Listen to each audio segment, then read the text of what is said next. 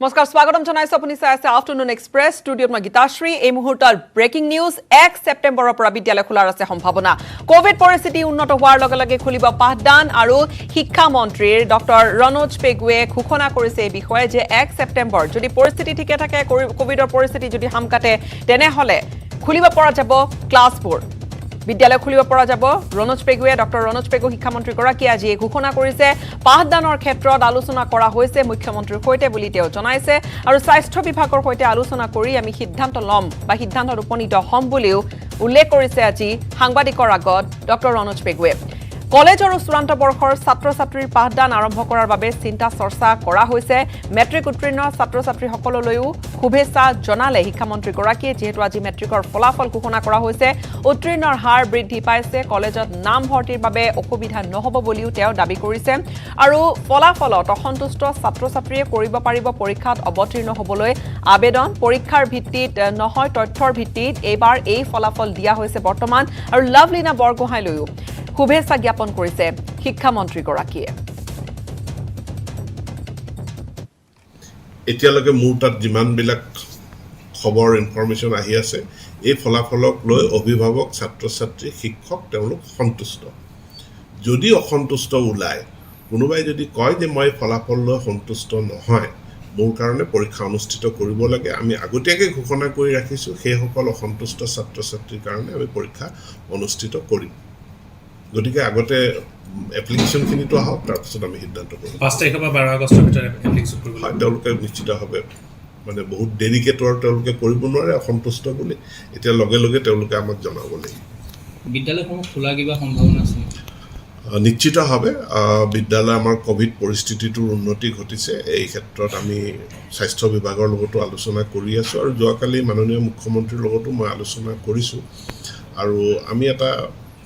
পৰিকল্পনা হাতত লৈছোঁ আমি যদি পৰিস্থিতিটো এইটো হাৰত যদি ইয়াৰ উন্নতি ঘটি থাকে তেনেহ'লে 1 ছেপ্টেম্বৰৰ পৰা নৱম দশম শ্ৰেণী আৰু মানে একাদশ দ্বাদশ শ্ৰেণীৰ আমি স্কুলসমূহ খোলাৰ কাৰণে আমি হয়তো পৰিকল্পনা এটা আৰম্ভ কৰিছোঁ 1 ছেপ্টেম্বৰৰ ক্লাছ 9 10 আৰু 11 12 আৰু অন্যান্য য'ত যিসকলে মানে আমাৰ কলেজ পৰ্যায়ত যিবিলাক ফাইনেল ইয়েৰ ষ্টুডেণ্ট তো ফাইনেল ইয়েৰৰ আমি ক্লাছসমূহ আমি পুনৰ আৰম্ভ কৰাৰ কাৰণে পৰিকল্পনা কৰিছোঁ আৰু তাৰ কাৰণে নিৰ্দিষ্ট SOP এটা হ'ব পৰীক্ষাৰ ভিত্তিত যিহেতু হোৱা নাই আমি তথ্যৰ ভিত্তিত আৰু 9ত মোটামুটি ল'ৰা ছোৱালী ফেইল নকৰে গতিকে আমি 9ৰ তথ্যৰ পৰা যিহেতু নম্বৰটো লৈছোঁ সেইকাৰণেই 5%টো বৃদ্ধি হৈছে কাৰণ 9ত ল'ৰা ছোৱালী ফেইল নকৰাই সাধাৰণতে গতিকে সেইটো এটা তথ্য 2 নম্বৰ ইণ্টাৰনেল এছেছমেণ্ট যিটো সেই ইণ্টাৰনেল এছেছমেণ্টটো এটা সহায়কৰ ভূমিকা পালন কৰিছে যাৰ ফলস্বৰূপে এই যিটো 5% তাৰ পৰিমাণটো বাঢ়ি গৈছে অসমৰ জীয়ৰী লাভলীনা বৰগোহাঁইয়ে টকিঅ'ত অনুষ্ঠিত হৈ থকা অলিম্পিকত যি সফলতা অৰ্জন কৰিছে আৰু আমাৰ দেশৰ কাৰণে গৌৰৱ কঢ়িয়াই আনিছে তাইলৈ মোৰ ফালৰ পৰা শুভেচ্ছা জনাইছোঁ পৰৱৰ্তী ৰাউণ্ডৰ যিখিনি খেল তাতো যাতে তাই সফল হয় আৰু একেবাৰে স্বৰ্ণ পদক যাতে লাভ কৰিব পাৰে তাৰ কাৰণে মোৰ ফালৰ পৰা শুভেচ্ছা জনাইছোঁ কেইবাটাও গুৰুত্বপূৰ্ণ কথা উল্লেখ কৰিছে শিক্ষামন্ত্ৰী গৰাকীয়ে ইফালে আন এক গুৰুত্বপূৰ্ণ খবৰ ৰাজনৈতিক ক্ষেত্ৰখনৰ কংগ্ৰেছ ত্যাগ কৰিলে বিধায়ক সুশান্ত বৰগোহাঁই যি দাবী কৰি আহিছিল বিজেপিয়ে দিল্লীত যি দাবী কৰিছিল বিজেপিৰ ৰাজ্যিক সভাপতি গৰাকীয়ে সেই দাবীৰ পিছদিনাখনেই অৰ্থাৎ আজিৰ দিনটোত কংগ্ৰেছ ত্যাগ কৰিছে বিধায়ক সুশান্ত বৰগোহাঁই দলৰ প্ৰাথমিক সদস্য পদ ত্যাগ কৰিছে কংগ্ৰেছ নেতাজনে দলৰ কেন্দ্ৰীয় আৰু ৰাজ্যিক নেতৃত্বলৈ প্ৰেৰণ কৰিছে পদত্যাগ পত্ৰ আৰু এতিয়াও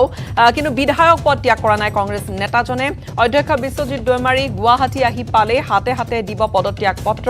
থাউৰা সমষ্টিৰ দুবাৰৰ বিধায়ক সুশান্ত বৰগোহাঁই 2019 লোকসভা নিৰ্বাচনত তেওঁ যোৰহাট সমষ্টিৰ প্ৰাৰ্থীও আছিল কংগ্ৰেছৰ আৰু 1 আগষ্টত বিজেপি যোগ দিব কংগ্ৰেছ বিধায়কজনে 1 আগষ্টত সুশান্ত বৰগোহাঁয়ে বিজেপি যোগদান কৰিব বুলি দিল্লীত ৰাজ্যিক বিজেপিৰ সভাপতি গৰাকীয়ে ইতিমধ্যে মন্তব্য কৰিছিল আৰু এই মুহূৰ্তৰ খবৰ ৰাজনৈতিক শেহতীয়া চৰ্চা যি আছিল যে বিধায়ক সুশান্ত বৰগোহাঁয়ে যোগদান কৰিব ভাৰতীয় জনতা পাৰ্টিত সেই অনুসৰি কংগ্ৰেছ ত্যাগ কৰিছে বিধায়ক সুশান্ত বৰগোহাঁয়ে দলৰ প্ৰাথমিক সদস্য পদ এৰিছে নেতাজনে দলৰ কেন্দ্ৰীয় আৰু ৰাজ্যিক নেতৃত্বলৈ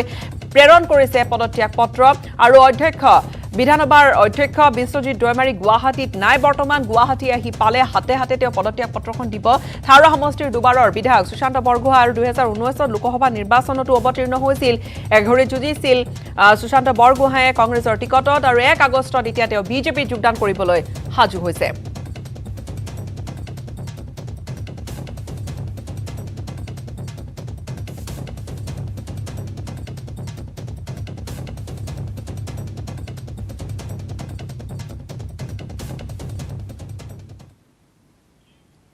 মৰিয়নিত খৰাং পৰিস্থিতি পানীৰ অভাৱত চিৰাল ফাট দিছে শ হেক্টৰ কৃষিভূমিত মূৰে কপালে হাত দিবলগীয়া হৈছে খেতিয়কে মৰিয়নিৰ কাটনিপাৰ অঞ্চলৰ বহু খেতিয়কে জেঠতে হাল বোৱা পাছতো পানীৰ অভাৱত ভুই ৰুব পৰা নাই দুই এজন কৃষকে ভুই ৰুইছিল ঠিকে কিন্তু বৰষুণ নোহোৱাত পানীৰ অভাৱত কঠীয়া মৰি যোৱাৰ উপক্ৰম ঘটিছে পথাৰত চৰকাৰী জলসিঞ্চনৰ কোনো ধৰণৰ সুব্যৱস্থা নথকাৰ ফলত প্ৰকৃতিৰ ওপৰতে নিৰ্ভৰশীল হৈ বৰষুণৰ পানীৰ বাবে বাট চাই ৰবলগীয়া হৈছে এইসকল কৃষকে এই মুহূৰ্তত যি দৃশ্য দেখুৱাইছো সেয়া চাওক কি ধৰণে শুকান হৈ পৰিছে এই পথাৰ খেতিয়কসকলে এতিয়া হাহাকাৰ তেওঁলোকৰ অৱস্থা চৰকাৰ তথা জলসিঞ্চন বিভাগক শীঘ্ৰে খৰাং পীড়িত অঞ্চলত পানী যোগানৰ ব্যৱস্থা গ্ৰহণ কৰি অঞ্চলটোক দুৰ্ভিক্ষৰ পৰা ৰক্ষা কৰিবলৈ আহ্বান জনাইছে কৃষকসকলে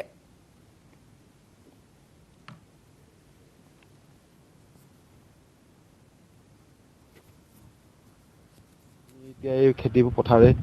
অত কষ্টৰে হাল বায় মাটি চহাই খেতি কৰিবলৈ নভুই ৰুইছিলোঁ যদি যিহেতু ৰুইছোঁ আৰু ৰুলেও কি হ'ব পানী দিয়া নাই পানী নোহোৱাৰ পৰা আমাৰ গোটেই মাটি পথাৰ ফাটি গৈছে এতিয়া যিটো আমাৰ বছৰেকৰ ধান মুঠি যদি আমি গোটাব নোৱাৰোঁ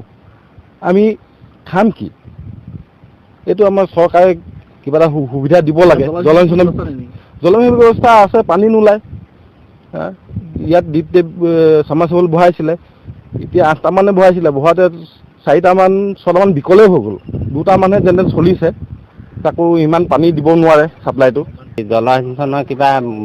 ক'ৰবাত হেৰি বহাইছিলে এইবিলাকৰ পানী নোলালে অতি কমেও 10-12টামান বহাইছিলে নেকি তাত পানী নাই ক'তো পানী ওলোৱা নাই এটা ওলাইছিলে তাত পানীটো কম এতিয়া সেইটোৱে কোনো হেৰিয়ে খেতি কৰিব পৰা নাই এনেই পৰিহে আছে পানী অকণো নাই এইবোৰ যি দুই এডৰা ৰুইছিলে এইবোৰ চব মাটি ফাটি ৰোৱা শুকাই গৈছে এতিয়া চৰকাৰে কিবা এটা ব্যৱস্থা কৰা হ'লে পানী সুবিধা দিয়া হ'লে এডুকেশ্যনে লাইলাপুৰৰ ঘটনাৰ বুজ ল'বলৈ বৰাকত উপস্থিত হৈছে অসম জাতীয় পৰিষদৰ 7জনীয়া এটা সজাতি দল সভাপতি লুৰিণজ্যোতি গগৈৰ নেতৃত্বত যোৱা এই দলটোৱে প্ৰথমে শিলচৰ চিকিৎসা মহাবিদ্যালয় হাস্পতালত চিকিৎসাধীন হৈ থকা আৰক্ষী জোৱানসকলৰ স্বাস্থ্যৰ বুজ লয় ইয়াৰ পিছতে কাটলিচাৰা সমষ্টিৰ কৃষ্ণপুৰত থকা শ্বহীদ শামছুজ্জমান বৰভূঞাৰ ঘৰলৈ যায়গৈ আৰু শ্বহীদ গৰাকীৰ পিতৃ আৰু সদ্য বিধৱা পত্নীক সাক্ষাৎ কৰি শোকসন্তপ্ত পৰিয়ালটিলৈ সমবেদনা জ্ঞাপন কৰে ইয়াৰ পিছতে হাইলাকান্দি চহৰৰ 9 নম্বৰ ৱাৰ্ডৰ শ্বহীদ স্বপন ৰায় আৰু তাৰ পিছতে আলকাপুৰৰ ভাটিকুপা গাঁৱত শ্বহীদ লিটন শুক্লবৈদ্যৰ ঘৰত উপস্থিত হৈ এই দুই শ্বহীদ পৰিয়ালৰ প্ৰতি সমবেদনা জ্ঞাপন কৰে তেওঁলোকৰ সৈতে কিছু সময় কটায় ইয়াৰ পিছতে এক সংবাদমেল আয়োজন কৰি লাইলাপুৰ কাণ্ডক লৈ দেশৰ প্ৰধানমন্ত্ৰী নৰেন্দ্ৰ মোদী আৰু গৃহমন্ত্ৰী অমিত শ্বাহৰ নীৰৱ ভূমিকাক লৈ তীব্ৰ সমালোচনা কৰিছে আনহাতে মুখ্যমন্ত্ৰী ডক্টৰ হিমন্ত বিশ্ব শৰ্মাক সমালোচনা কৰি লুৰিণজ্যোতি গগৈয়ে ক'লে যে মিজোৰাম আক্ৰমণৰ বিষয়ত অসম চৰকাৰ সম্পূৰ্ণৰূপে ব্যৰ্থ হৈছে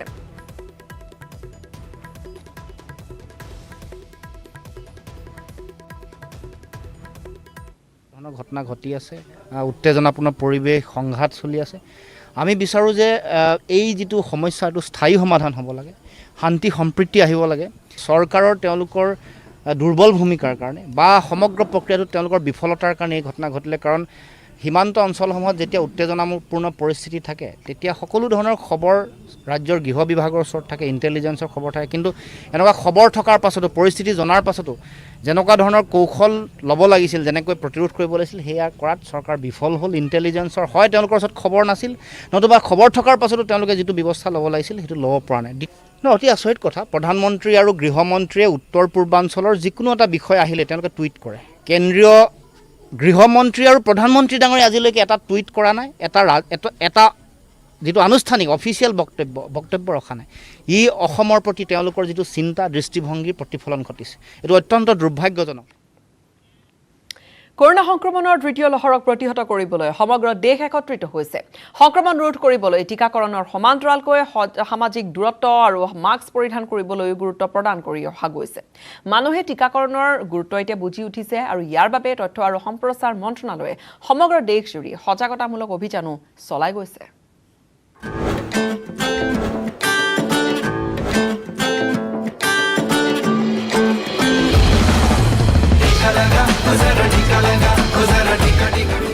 দেশজুৰি টিকাকৰণক এক মাত্ৰা প্ৰদান কৰিবলৈ দীৰ্ঘ সময় ধৰি চৰকাৰে সজাগতা অভিযান চলাই আহিছে।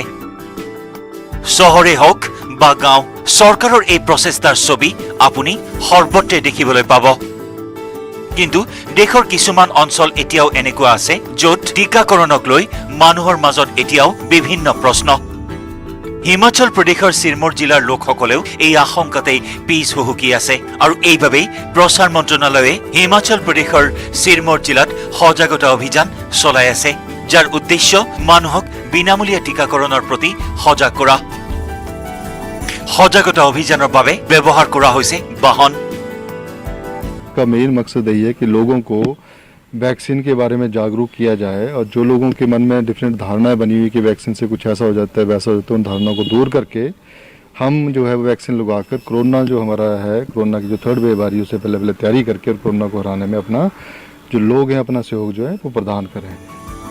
এই সজাগতামূলক বাহন চিৰমৌৰ জিলাৰ বিভিন্ন প্ৰান্তলৈ গৈ মানুহক 5 দিনলৈকে বিনামূলীয়াকৈ টিকাকৰণ ল'বৰ বাবে সজাগ কৰিব। ইমানে নহয়, এই সময়ত সেই স্থানসমূহত 2টা বিনামূলীয়া টিকাকৰণ কেন্দ্ৰৰো ব্যৱস্থা কৰিব, য'ত মানুহক বিনামূলীয়াকৈ টিকা দিব পৰা যায়। চিৰমৌৰ জিলাৰ উপায়ুক্তগৰাকীৰ মতে এই সজাগতা অভিযানৰ উদ্দেশ্য হ'ল টিকাকৰণক লৈ মানুহৰ মাজত বিয়পি থকা আশংকা তথা উৰা বাতৰি দূৰ কৰা, যাৰ বাবে এক বৃহৎ সংখ্যক মানুহক টিকাকৰণ সুনিশ্চিত কৰিব পৰা যায়। सभी को जो है वो उन 16 केंद्रों में जो है वो प्रतिदिन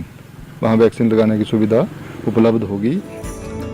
আপোনাৰ জ্ঞাতাৰ্থে জনাও, চিৰমৌৰ জিলাৰ উপায়ুক্তগৰাকীৰ মতে টিকাকৰণ বৃদ্ধি কৰিবলৈ চিৰমৌৰ জিলাত টিকাকৰণ কেন্দ্ৰৰ সংখ্যাও বৃদ্ধি কৰা হৈছে। বিশেষকৈ চহৰ অঞ্চলত নতুন টিকাকৰণ কেন্দ্ৰ বৃদ্ধি কৰা হৈছে। সংখ্যাৰ ফালৰ পৰা চিৰমৌৰ জিলাত এই পৰ্যন্ত 2,52,000 লোকক টিকাকৰণ কৰোৱা হৈছে, য'ত প্ৰায় 2,02,000 লোকক কোভিড-19ৰ প্ৰথমটো ড'জ আৰু প্ৰায় 50,000 লোকক কোভিড-19ৰ দ্বিতীয় পালি টিকা প্ৰদান কৰা হৈছে। গতিকে ইয়াৰ পৰাই আশা কৰা হৈছে জনসচেতনতামূলক গাড়ীৰ গতিবেগ অনাগত দিনত টিকাকৰণৰ ক্ষেত্ৰত আৰু অধিক বৃদ্ধি পাব। Bureau report, news 18 network.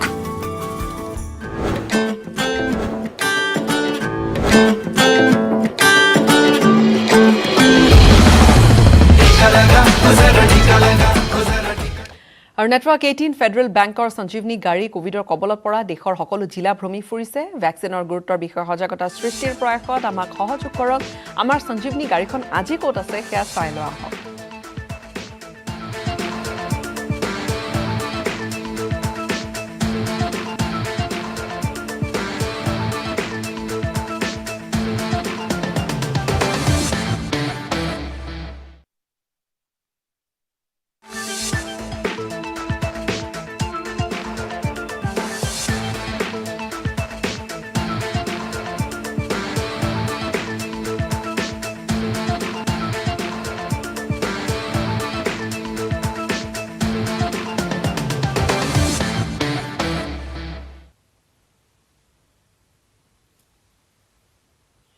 এইখিনিতে সময় আফটাৰনুন এক্সপ্ৰেছত এটা চমু বাণিজ্যিক বিৰতিৰ।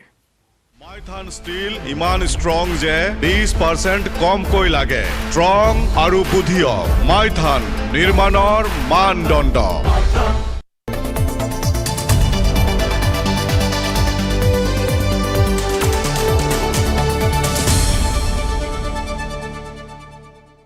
States 1,200 plus reporters, 66.9 crore viewers. India's largest news network, News 18 Network.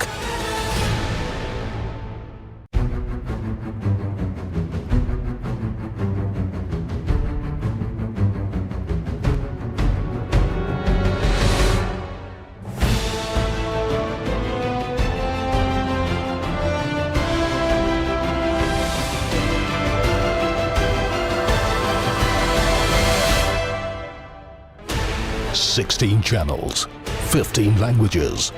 26 states, 1,200 plus reporters, 66.9 crore viewers. India's largest news network, News 18 Network.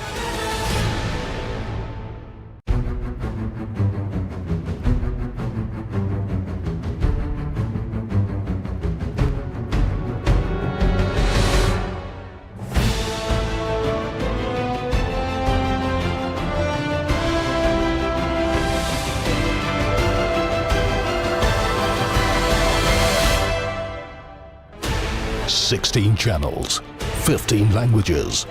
26 states, 1,200 plus reporters, 66.9 crore viewers. India's largest news network, News 18 Network.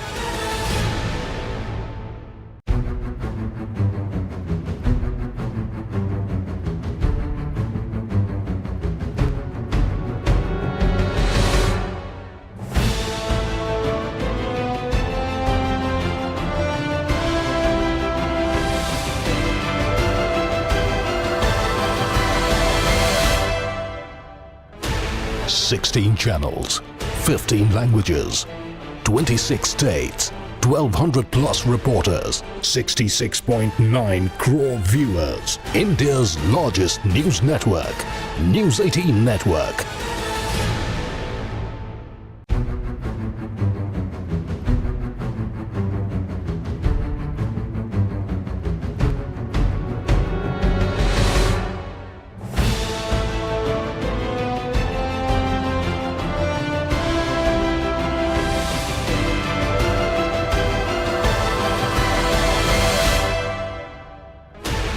Sixteen channels, 15 languages, 26 states.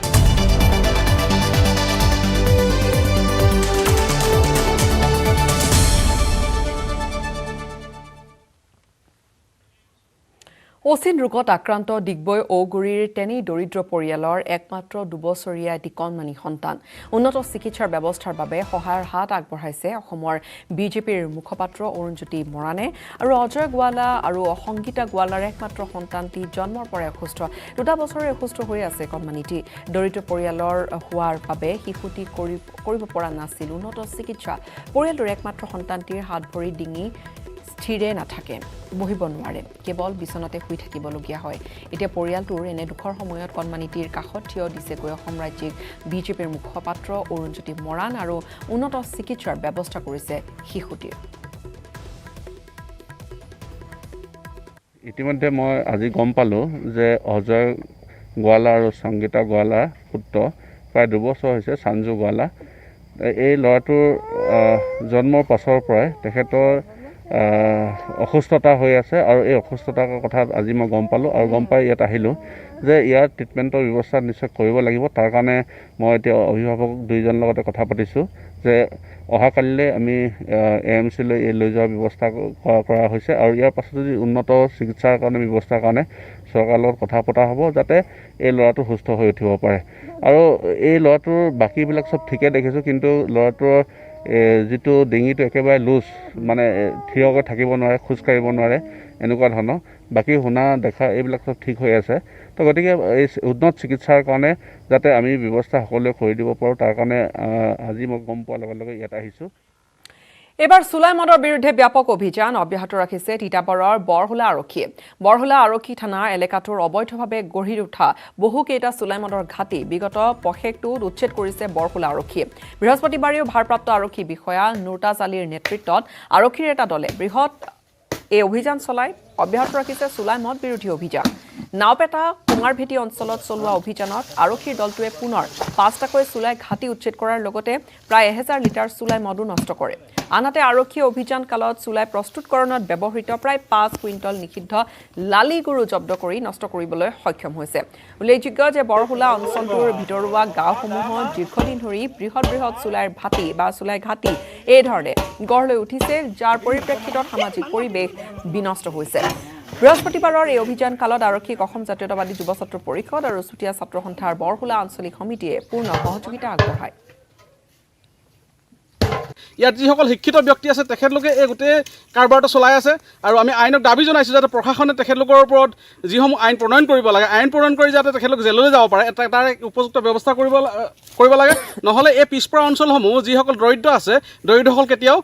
উন্নতি হ'ব নোৱাৰে কিয়নো চুলাই মতে তেখেতলোক সম্পূৰ্ণ কুঙা কৰি পেলাইছে 5টা ঘাটি উচ্ছেদ কৰিছোঁ আৰু গুৰো ধৰা হৈছে যিটো গুৰ মদ বনাবলৈ অনা হৈছে সেই তেনেকুৱা 19টা গুৰ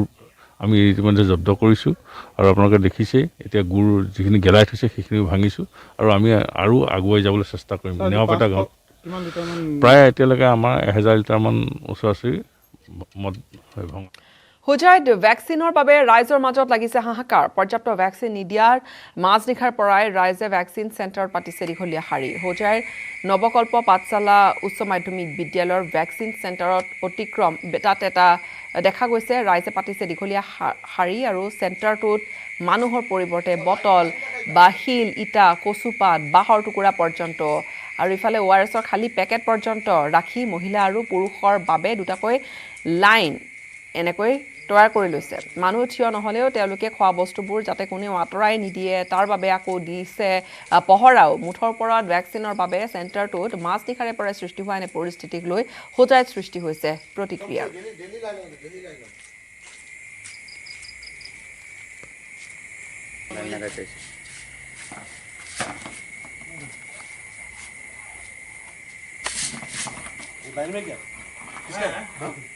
तो रहना पड़ेगा ना अगर बूढ़ा आदमी के लिए बेहती का हम नहीं लगाएगा तब 115 आदमी है लंबा उम्र हो गया उसका मिल जाएगा एक नंबर में मिलेगा फिर भी लगा कर चेष्टा करना है तो अभी लाइन में तो आप नहीं आपका जगह में क्या छोड़ के गया है बोतल छोड़ के गया है पत्थर और क्या क्या लगाया है पत्थर है बोतल है प्लास्टिक और ईटा भी है अच्छा वैक्सीन नहीं मिल रहा है क्या आप लोग जो आगे में है मिल रहा है 200 वैक्सीन मिल रहा है और 400 500 आदमी लगा रहा है মানে কি যিমান ভেকচিন পাব লাগে ইমান ভেকচিন পোৱা নাই মানে ভেকচিন পোৱা নাই আজি 800 মানুহ হৈছে 200 মানুহে ভেকচিন পাইছে এটো কাৰণে ৰাতিপুৱা এনেদৰে পাত্ৰ থৈ খাৰী হিচাপে থৈ আছে স্যাৰ আৰু ৰাতিপুৱা মানুহবিলাক ৰাতিপুৱা মানুহবিলাকে 2:30টাৰ পৰা আহি যাব ইয়াতে আৰু যদি পাথৰবিলাক আঁতৰাই দিয়ে কাজিয়া সূত্ৰপাত হয় নেকি কাজিয়া সূত্ৰপাত হোৱা নাই স্যাৰ ইহঁতে নিজে নিজে ভিডিঅ' কেমেৰা কৰি গৈ আছে ইহঁতে নিজৰ লাইনটো নিজে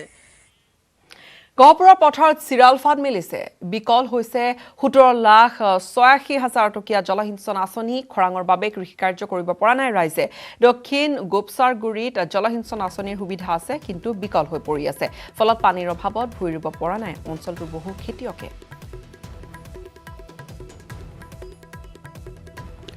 সামগ্ৰী পদুমনি নিশা বন্যহস্তীয়ে উপদ্ৰৱ চলাইছে বন্যহস্তীয়ে লণ্ডভণ্ড কৰিছে দুটাকৈ বাসগৃহ এটা ভঁৰাল ঘৰ এটা গোসাই ঘৰো দুটাকৈ বন্যহস্তীয়ে নিশা বৃহত্তৰ অঞ্চলটোত চলাইছিল তাণ্ডৱ আৰু নিশা বন বিভাগে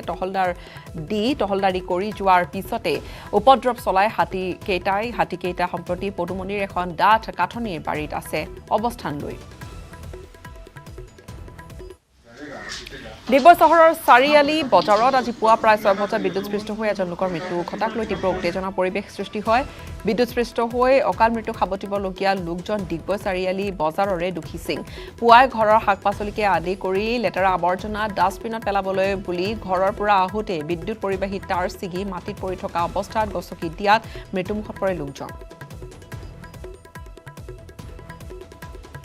ৰঙিয়াৰ 31 নম্বৰ ৰাষ্ট্ৰীয় ঘাইপথত ট্ৰাক আৰু ছুইফটৰ সংঘৰ্ষ দুৰ্ঘটনাত বাহনখন ক্ষতিগ্ৰস্ত হৈছে যদিও চালকজনৰ প্ৰাণ কথমত বিৰক্ষা পৰিছে আনহাতে দুৰ্ঘটনাটো সংঘটিত কৰিয়ে ট্ৰাকখনৰ চালকজনে পলায়ন কৰে ৰঙিয়াত নিত্য সংঘটিত হৈছে দুৰ্ঘটনা এনে আৰু বহুজনৰ প্ৰাণ অকালতে কাঢ়ি নিছে বহুজনে আকৌ চিৰকাললৈ ঘূণীয়া হ'বলগীয়া হৈছে তৎসত্ত্বেও এইসকল উদণ্ড চালকক নিয়ন্ত্ৰণ কৰিবলৈ যেন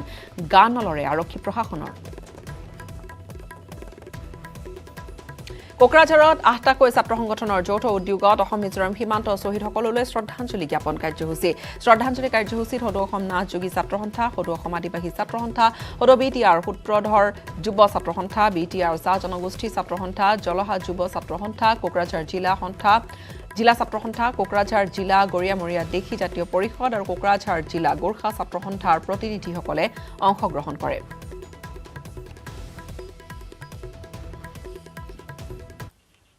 ইয়াৰ সৈতে সময় হ'ল বাতৰিৰ পৰা বিদায় লোৱাৰ ধন্যবাদ